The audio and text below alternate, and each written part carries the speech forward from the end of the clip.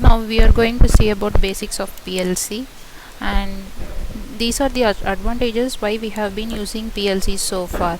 Like mainly it is easier and faster to make changes, and then troubleshooting is far easier comparing to other components.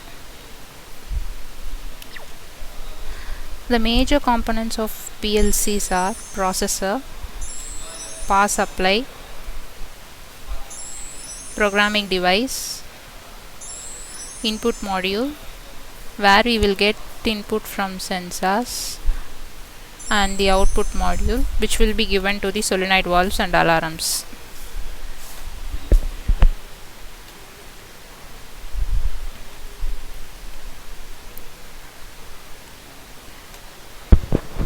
Input module get the inputs from the various sensors and it will send to the processing device, where the output module get the processed data from the processing device and it will be given to the alarms or solenoids.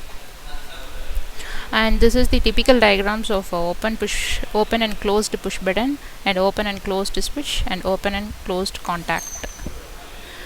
And this is the normally open and normally closed contact, in which the power flows through these contacts when they are closed. In the normally open, it is true when the input or output status bit controlling the contact is 1, whereas in case of normally closed, it is true only when the input or output status bit controlling the contact is 0.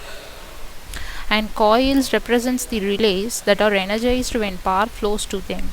When a coil is energized, it causes a corresponding output to turn on by changing the state of the status bit controlling output to 1.